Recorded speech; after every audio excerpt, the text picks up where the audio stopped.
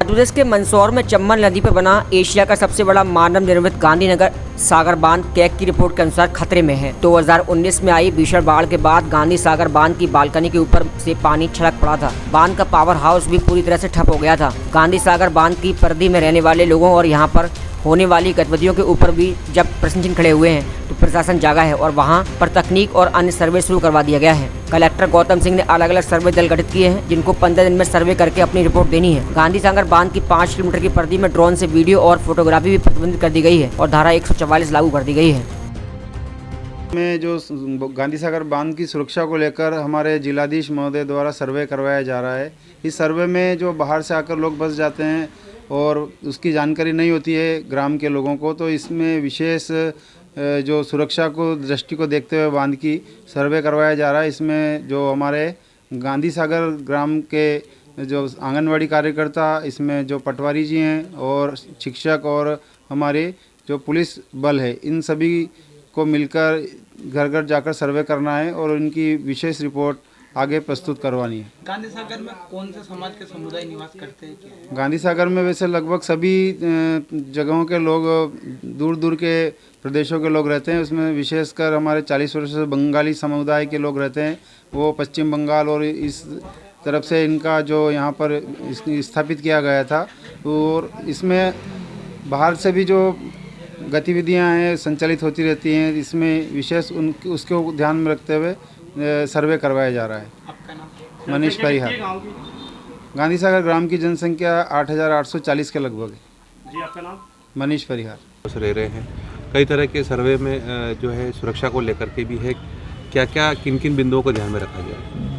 दो तरह की सुरक्षा का इशू है गांधी सागर डैम को लेके। पिछले दिनों अखबारों में आया था कि बांध जो है बहुत पुराना हो गया, इस वजह से कुछ दिक्कतें हैं और बांध के को नुकसान पहुंचने की संभावना है। तो उस सिलसिले में पिछले दिनों माननीय विधायक महोदय जी भी इसको लेके बहुत चिंतित थे। उस संबंध में हमारी बैठक भी हुई थी और जो तकनीकी टीम है और सीएजी की जो रिपोर्ट थी उसके आधार पे जो रेक्टिफिकेशन मरम्मत के लिए जो कुछ भी करना चाहिए था, जो कुछ भी उसके संबंध में हमने समीक्षा कर ली थी। तो उस पार्ट पे हम लोग संतुष्ट हैं कि बांध जो है बिल्कुल सुरक्षित है और जल भराव या पुराना होने की वजह से फ़िलहाल उसमें कोई खतरा नहीं है। दूसरा पार्ट जो है वो बांध चूँकि बहुत सेंसिटिव जगह है और आपने सुना होगा कि असम वगैरह में कहीं कुछ जो है आतंकवादियों ने बांध के कुछ हिस्से को क्षति पहुंचा के एक कृत्रिम बाढ़ भी ला दी थी, जिससे लोगों को काफ़ी जान माल का भी नुकसान हुआ था।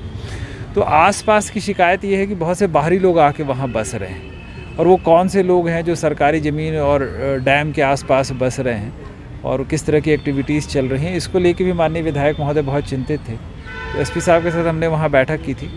तो अब वहाँ जो हमारी सरकारी ज़मीन है उसका सीमांकन करना और वहाँ कौन लोग रह रहे हैं, कब से रह रहे हैं, कहाँ के हैं, क्या एक्टिविटीज़ चल रही हैं, इसकी सर्वे हमने स्थानीय एसडीएम को कहा था एक टीम बना के करने को।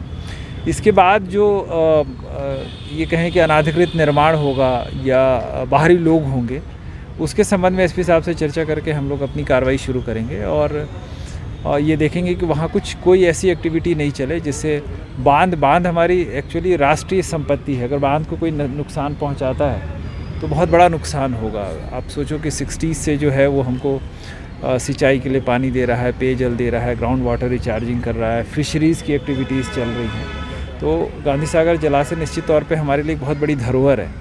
तो दोनों फ्रंट पे हम लोग काम कर रहे हैं, बांध की तकनीकी सुरक्षा के लिए भी और आसपास जो है जो गतिविधियां वगैरह चल रही हैं उसकी भी जांच कर। सर, अभी तक क्लियर हो पाया कौन लोग हैं, कौन रह रहे हैं वहाँ के? सर्वे अभी शुरू हुआ है। जब तक सर्वे कंप्लीट होकर रिपोर्ट नहीं मिल जाता है तब तक कुछ कहना जल्दीबाजी होगी, लेकिन यही हम सर्वे कर रहे हैं और कितने हिस्से पे किस तरह का अतिक्रमण है, क्या कर रहे हैं लोग, इसको भी देख रहे हैं हम, ताकि एक योजनाबद्ध तरीके से अगर इंक्रोचमेंट होगा बांध की ज़मीन पे तो उसको भी हम हटाने की